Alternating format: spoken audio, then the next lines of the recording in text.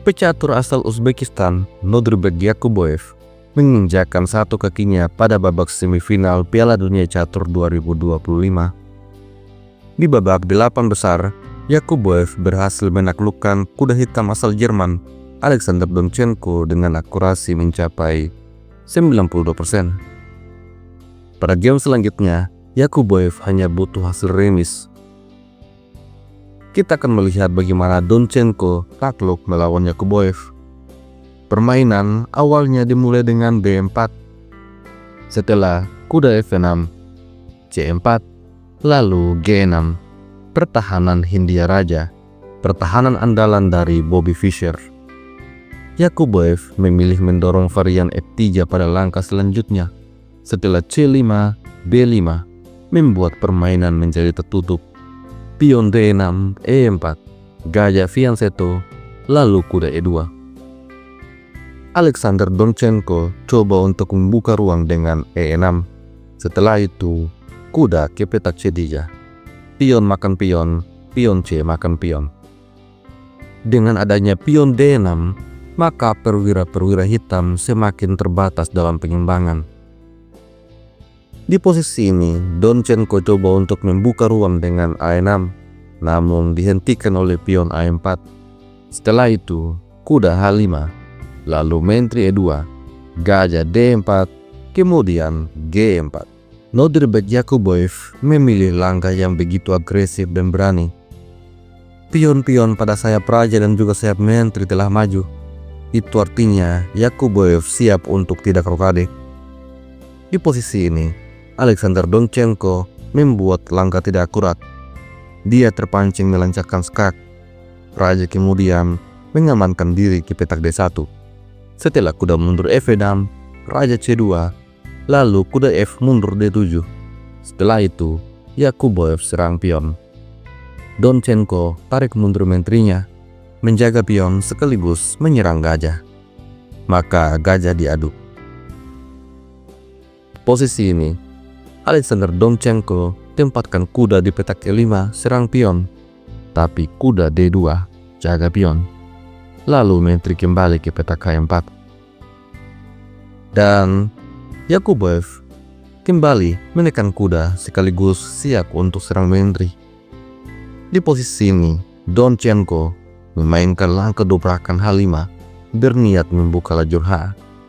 Tapi gajah G3, menteri mundur, lalu pion makan pion, benteng makan pion. Lajur H menjadi terbuka. Raja Donchenko masih di tengah papan, dan perwira-perwira sayap menteri belum berkembang. Permainan kemudian berlanjut. Yakuboev mendorong H4. Pion-pion menguasai petak-petak penting, sehingga gajah dan kuda hitam sulit untuk mencari ruang. Merespon hal ini, Donchenko coba untuk memainkan benteng A7, namun kemudian A5.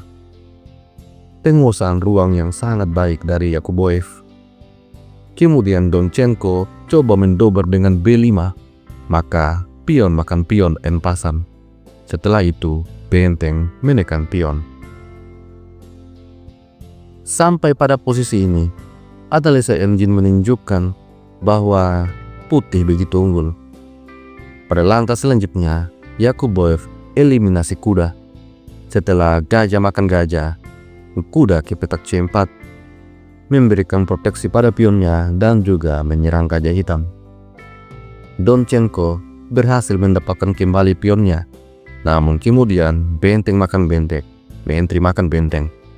Langkah ini membuat menteri jauh dari area pertempuran. Selanjutnya, kuda makan gajah, pion makan kuda. Hal ini membuat pion D putih menjadi pion bebas, dan hitam memiliki dua pion lemah. Pada langkah selanjutnya, Yakuboev menyerang pion, dan Donchenko mengambil pion. Sekarang dia unggul satu pion. Tapi Yakuboev punya respon yang sangat bagus, D4. Tentu saja, apabila benteng makan pion, maka menteri makan pion. Hitam akan kalah satu perwira. Dan apabila pion makan pion, hitam akan kehilangan bentengnya. Oleh karena itu, kuda ke petak D7 dipilih oleh Alexander Donchenko. Dan selanjutnya, pion makan pion. Benteng ke petak B4, lalu C6, kuda B6, kemudian gajah E2.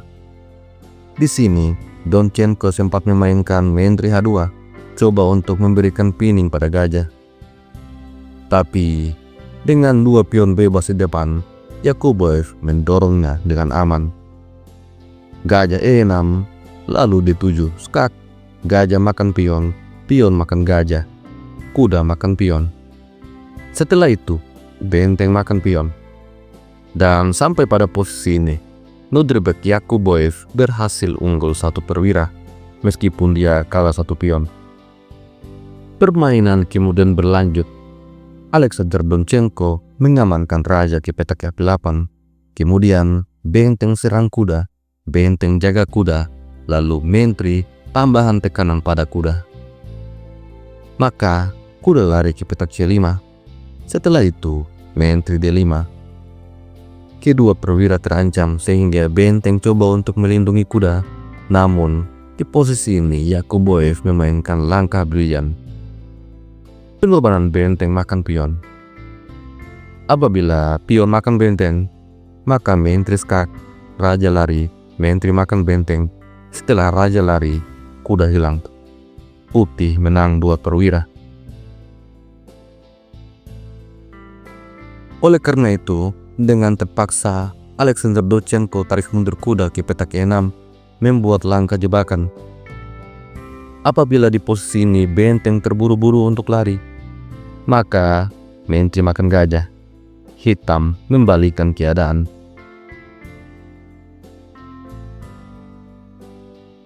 Di posisi ini, Nurdirbek Yakuboev tidak panik. Dia berhasil menemukan langkah terbaik. Menteri D6, skak. Dan langkah ini membuat benteng harus menutup skak. Setelah itu, benteng mundur. Kemudian, pion F6, lalu menteri B8, kembali skak. Maka benteng menutup skak. Dan selanjutnya, Yakuboev melancarkan skak di petak G8.